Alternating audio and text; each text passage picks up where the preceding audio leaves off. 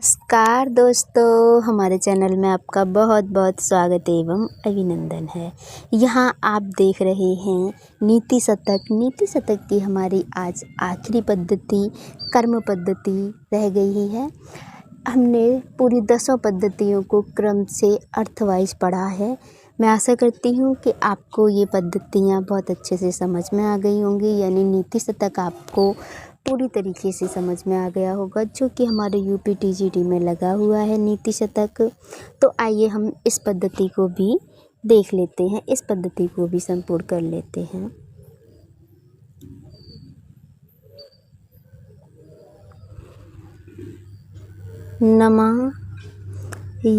नमस्यामो देवानननो हतविधे ते अपि वसगाः विधिवन्द्यः सोऽपि प्रतिनियतकर्मैफलदः फलं कर्मायत्तं यदि किम् अमरै किं च विधिना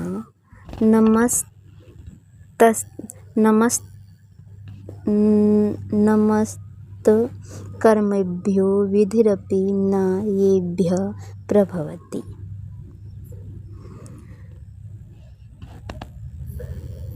नमः तत्कर्मेभ्यो, उस कर्म को नमस्कार है। विधिरपि न ये प्रभवति, विधाता भी जिसको प्रभावित नहीं करता है।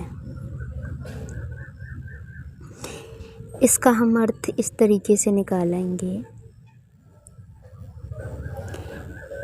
देवाननो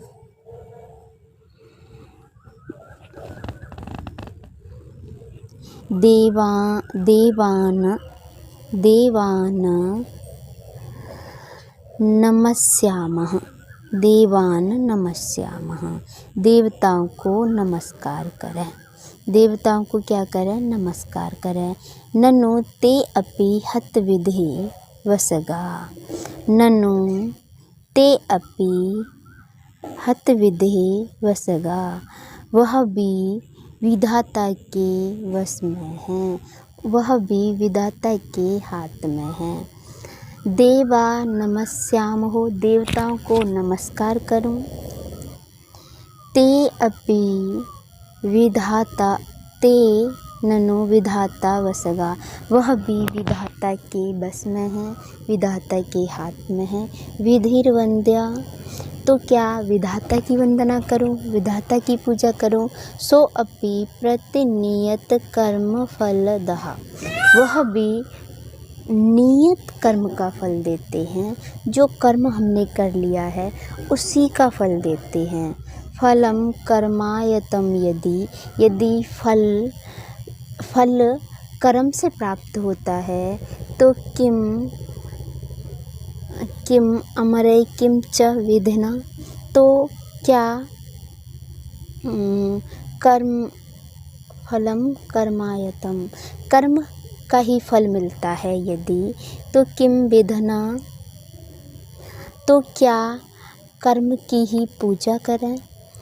नमः तत्कर्मेभ्यो विधिरपि, उस कर्म को नमस्कार है जिसे विधाता भी नहीं बदल सकता। देवान नमस्यामः, क्या देवताओं को नमस्कार करूं, क्या देवताओं को नमस्कार करूं। ते अपि हतविधे वसगा, वह भी विधाता के बस में है, विधाता के हाथ में है। इस तरीके से हम बोल सकते हैं। विधिर्वन्दः, क्या विधाता की वंदना करूं। ननु सो अपि प्रतिनियत कर्म फलदः, वह भी हमारे फल के अनुसार, हमारे कर्म के अनुसार फल देते हैं। वह हमारे नियत कर्म के अनुसार, जैसा हमने कर्म किया है, जिस तरीके का हमने नियत कर्म किया है वैसा ही फल देते हैं। यदि फलम कर्मायतम, यदि हमें फल का ही कर्म मिलता है, तरही किम विधिना च किम सत, तो क्या मैं कर्म की ही पूजा करूं, तो कर्म को ही मेरा नमस्कार है। इसके बाद हम आगे का श्लोक देख लेते हैं। ब्रह्मा येन ब्रह्मा येन कुलालव नियमितो भाण्डोदरे विष्णु येन दशावतारगहने क्षिप्तो महासंकटे रुद्रो येन कपालपाणिपुटके भिक्षापट्टनं कारितः सूर्यो भ्रमति नित्यमेव गगने तस्मै नमः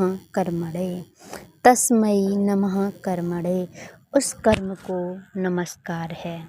कैसा कर्म? सूर्यो भ्रमति नित्यमेव गगने, जहाँ अपना कर्म करने के लिए सूर्यदेव इस आकाश में नित्य भ्रमण करते रहते हैं।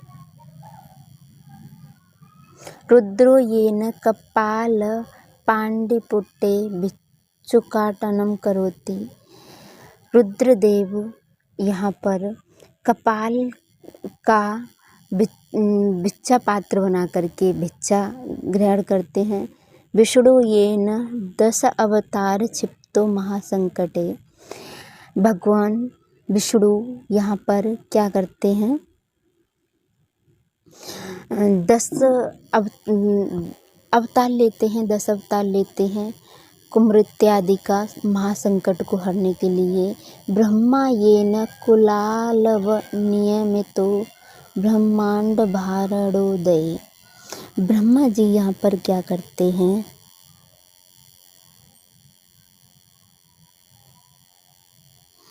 ब्रह्मा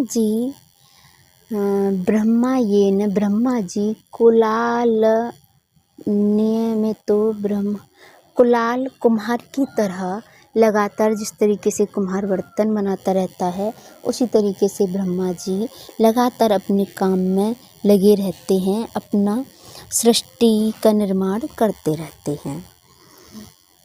तो हम इसका एक बार इस तरीके से अर्थ कर लेंगे, जिसके द्वारा संसार रूपी बर्तनों के बीच ब्रह्मा को कुम्हार की तरह विश्व की सृष्टि के लिए नियुक्त किया गया है। यानी कि हम इसका इस तरीके से ही अर्थ निकाल लेंगे। तस्मै कर्मणे नमः। उस कर्म को मेरा नमस्कार है। ब्रह्मा येन कुलाल विनियमितो ब्रह्मांड भाण्डोदये। ब्रह्मा जी यहाँ पर कुम्हार जिस तरीके से अपने बर्तन बनाने में लगा रहता है, अपना काम पूरा करता है, उसी तरीके से ब्रह्मा जी भी सृष्टि का निर्माण करने में लगे रहते हैं बिना रुके।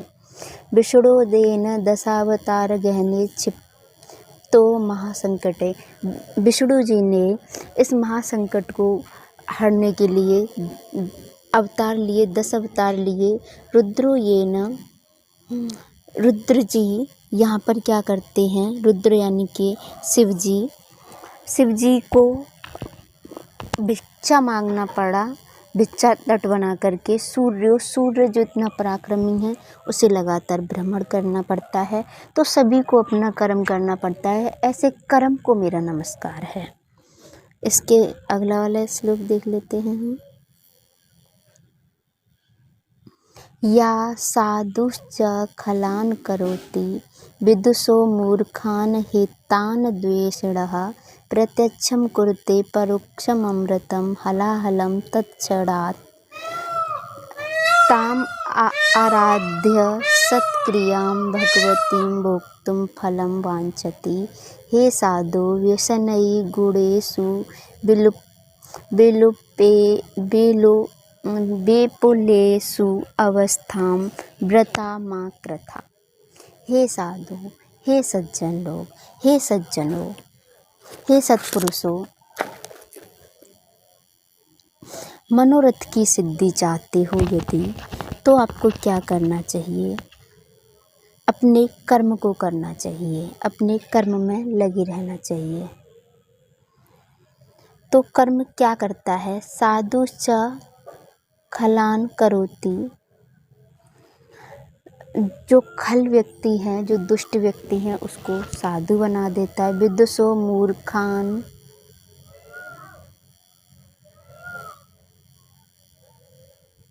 जो मूर्ख है उसे विद्वान बना देता है।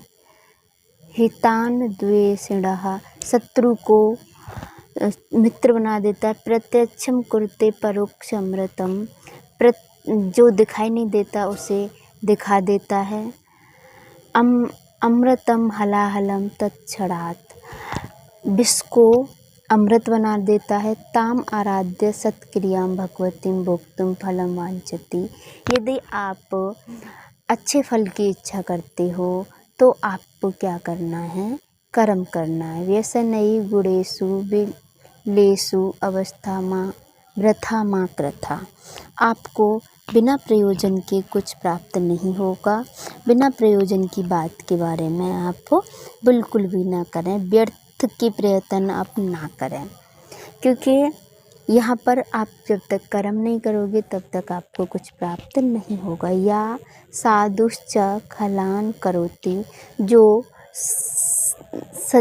खल को सज्जन बना देता है।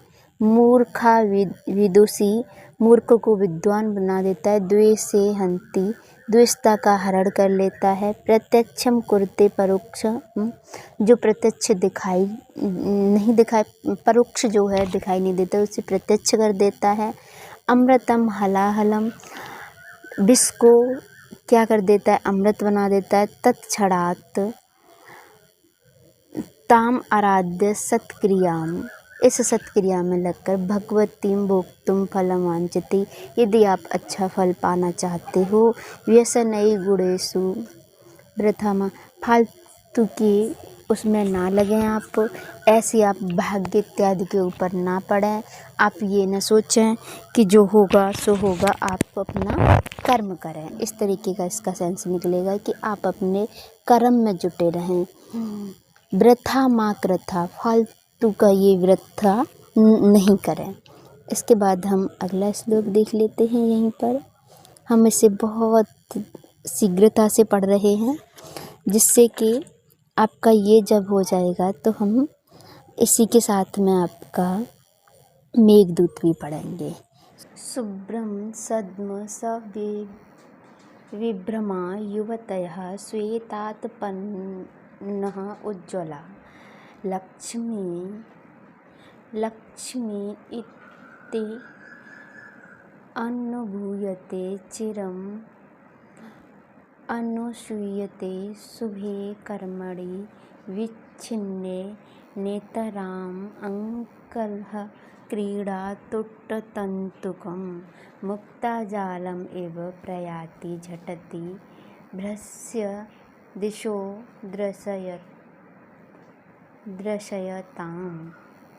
दृशयताम्। शुभ्रं सद्मः सविभ्रमा युवतयः श्वेतापन्न उज्ज्वला, लक्ष्मी अनुभूयते चिरम् अनुसूयते शुभे कर्मणि विच्छिन्ने नितराम् अंकलः क्रीडा अतुट्टतन्तुकं मुक्ताजालम् इव प्रयाति झटति भ्रस्य दिशो दृश्यताम्। इसका एक बार हम अर्थ करेंगे। शुभ्रम सद्मः सभिम्रः, शुभ्रम सभिम्रः, अच्छे कर्मों का यदि फल भोगना चाहते हो, शुभ्रम सद्मः सभ्रमः युवतः, यदि अच्छे कर्मों का फल भोगना चाहते हो, यदि अच्छे कर्मों का फल भोगना चाहते हो तो चिरकाल तक अच्छा घर, विलासिनी युवतियाँ, शुभ्र छत्र और चमकीली लक्ष्मी यदि चिरकाल तक उपलब्ध पाना चाहते हो, यदि बुरे कर्मों का फल भोगना नहीं चाहते हो, यदि रत क्रीड़ा में मोती की लड़ टूटने पर चारों ओर बिखरते दानों की भांति सारा ऐश्वर्य क्षण भर में देखते देखते नष्ट हो जाता है। मुक्ता जालम एव, मोती की माला की तरह, प्रयाति झटति शुभ्र दो दृश्यताम, विच्छिन्ने नितराम् अंककलहक्रीडा तोट्टतन्तुकम् शुभ्रं सद्मसभिम्रः युवतयः श्वेतात्पन्नोज्ज्वलः लक्ष्मीति अनुभूयते चिरम् अनुष्यूयते शुभ्रे कर्मणि यदि शुभ्रे कर्मणि यदि अच्छे कर्मों का फल भोगना चाहते हो, यदि अच्छी लक्ष्मी को पाना चाहते हो, यदि आप, यहाँ पर हम कर्म पद्धति पढ़ रहे हैं, यदि आप विलासिनी पत्नी पाना चाहते हो, विलासपूर्वक स्त्री पाना चाहते हो, तो कर्म करो। विच्छिन्ने नितराम, नहीं तो आपका जीवन मोती की मालाओं की तरह बिखर जाएगा, जो एक बार टूटने पर एकदम छिन्न भिन्न हो जाती। विच्छिन्ने नितराम अंकलह क्रीड़ा, जिस तरीके से तंतुकम, जिस तरीके से क्रीड़ा करने में मोती की माला टूटकर बिखर जाती है, उसी तरीके से आपका जीवन हो जाएगा। इसके आगे देखते हैं हम। गुणवत् गुणात् वा कुर्वता कार्यजातं परिणाति अवधार्यः यत्नतः पंडितेन अतिर्भसकृतानां कर्मणां विपत्ति भवति हृदयदाही शल्यतुल्यो विपाकः। भवति होता है हृदयदाही शल्यतुल्य विपाकः, हृदय में चुभने वाली कील से जो विपाक, जो तकलीफ होती है, उसी तरीके की होती है। क्या होती है ये जान लेते हैं।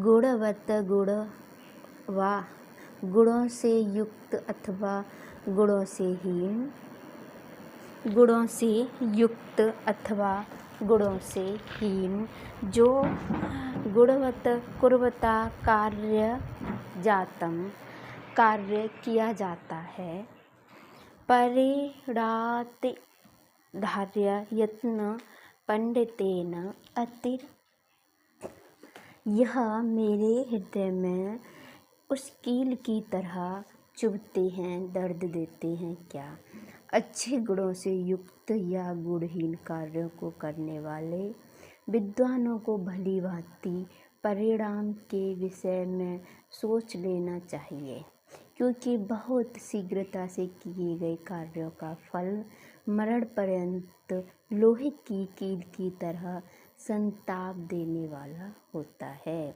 भवति हृदयदाही शल्यतुल्यो विपाकः, होता है हृदय में कील के चुभने जैसा।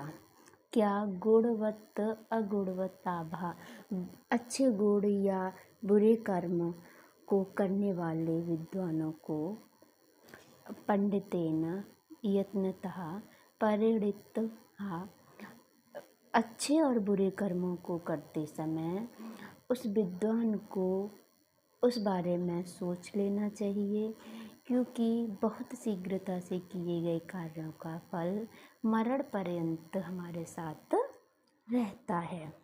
गुणवत् गुणवत्ताद्वः कुर्वता कार्य जातम परिणते भार्य प्रयत्न अपंडितेन अत्यधिक जल्दी में किया गया काम भी हमारे जीवन में यह हमेशा रहता है। यानी कि हमने जल्दबाजी में यदि कोई बुरा काम कर दिया, कोई गलत काम कर दिया, तो वह भी हमारे जीवन पर्यंत हमारे साथ में रहता है।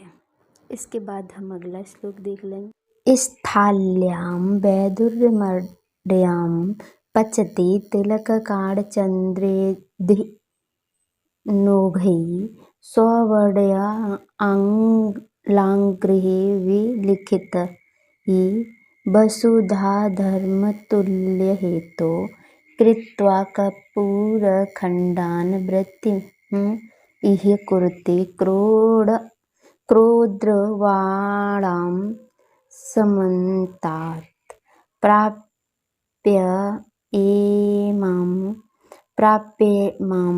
कर्मभूमिं च चरति मनुयो संतप्तो मंदभाग्यः। यह मनुष्य, यह इस तरीके से अन्वय करेंगे। यह मनुष्य इमां कर्मभूमिं प्राप्य इह तपो न चरति।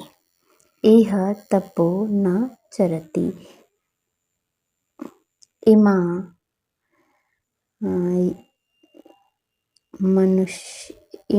मनुष्यः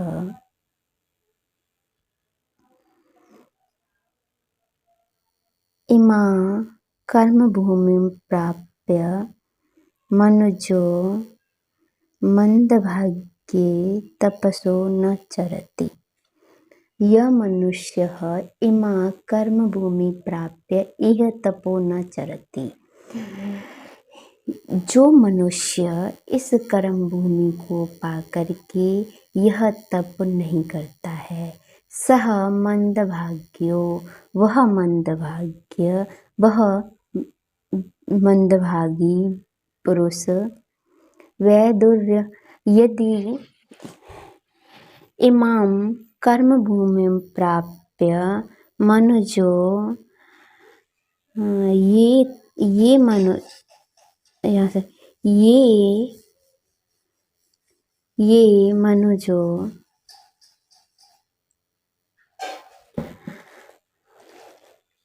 ये मनुजो इमां कर्मभूमिं प्राप्य तपो न चरति। जो लोग इस कर्म भूमि को पा करके यह तप नहीं करते हैं, मंदभाग्यो, यह अभागे लोग ऐसा करते हैं। कैसा? वैदुर्यमर्यां स्थाल्यां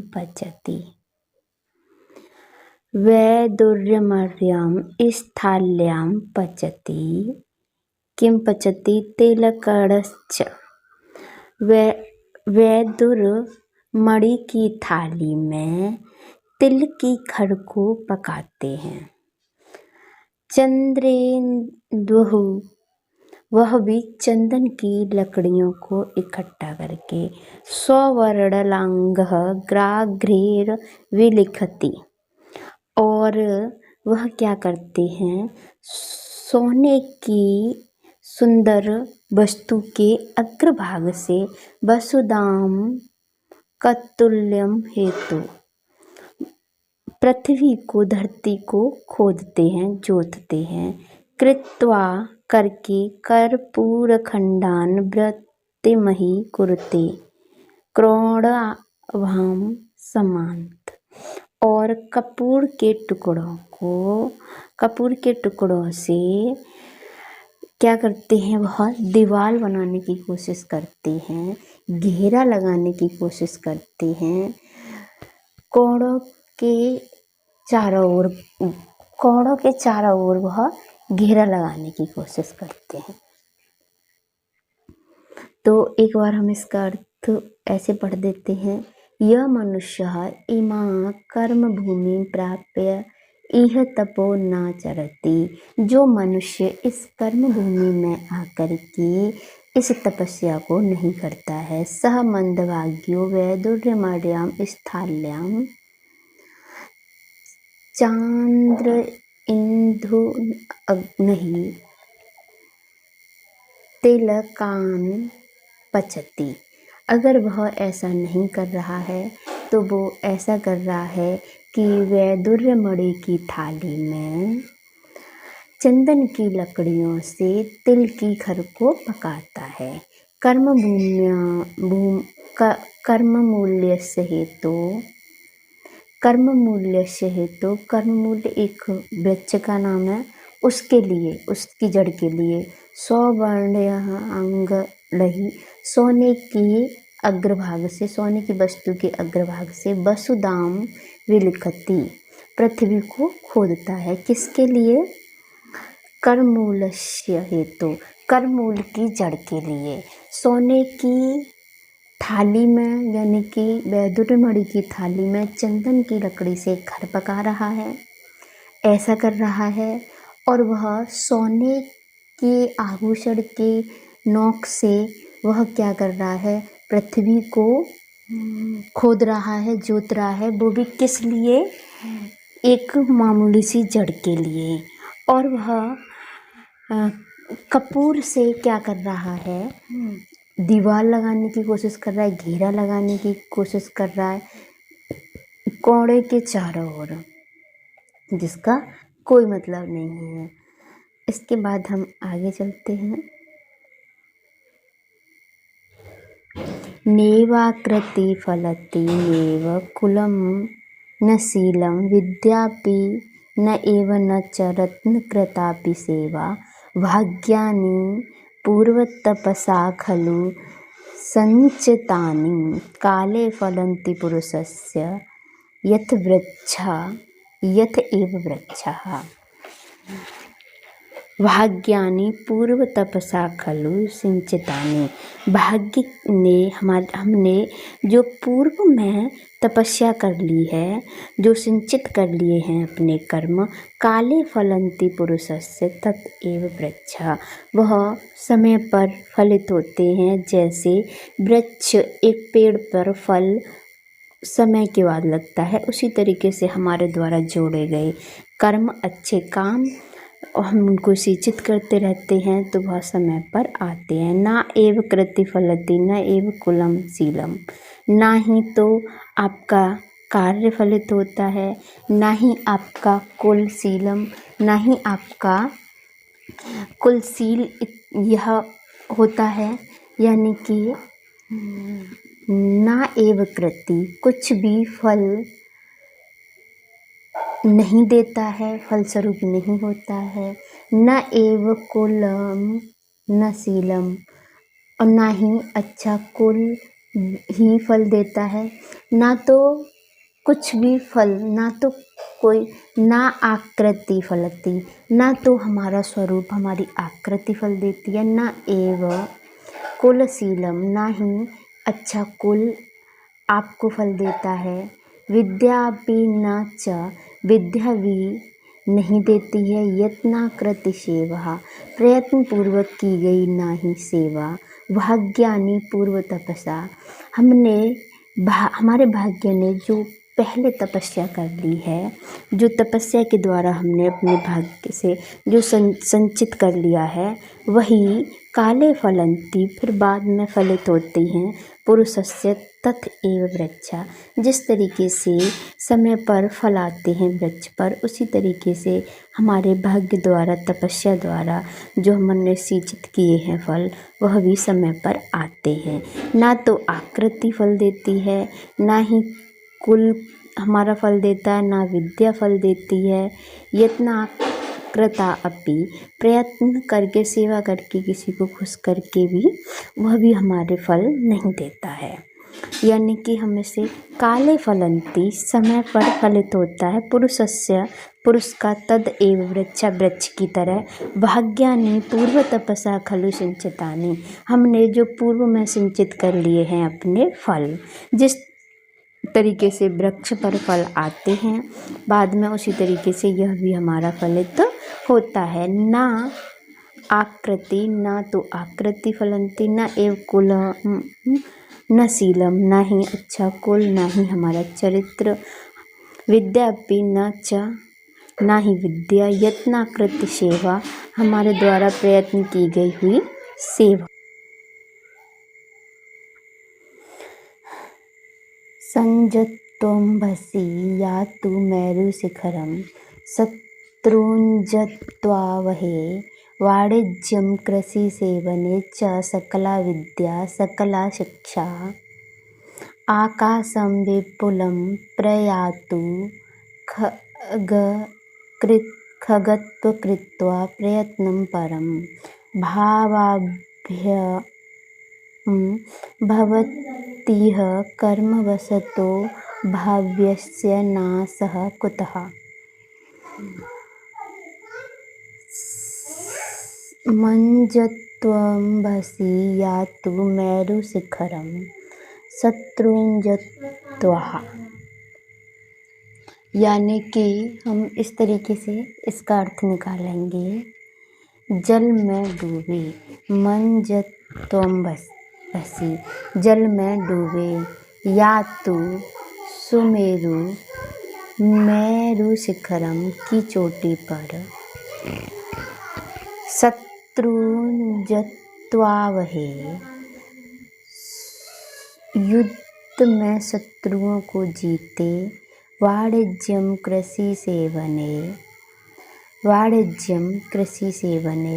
व्यापार खेती या नौकर इत्यादि में,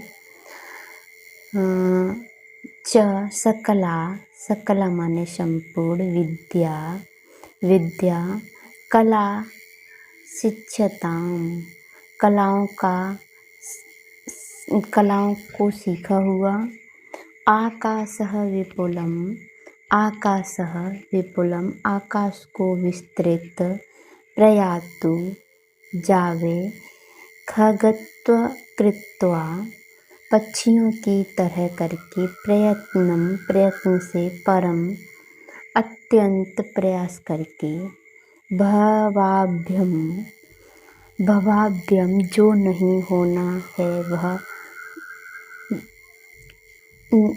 भवाभ्यम भवति इह जो नहीं होना वह नहीं होता, कर्म वसदो प्रारब्ध के अनुसार, भावस्य जो होना है, नाशः कुतः नाश कैसे होता है, भाव्यम बहति कर्म वसतो हम कर्म पर ही क्या होते हैं, वशित होते हैं, जो ना भव्यम जो नहीं होना है, जो नहीं लिखा है, भवतीह जो नहीं होना है, कर्मवशतो भाव्यस्य नाशः कुतः जो कर्म में लिख गया है उसे कौन हटा सकता है, कोई नहीं, जो होना होता है वह होता ही है, ना भाव्यम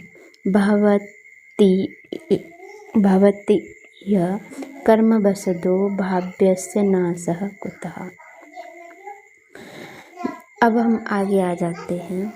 जिस तरीके से जल में डूबे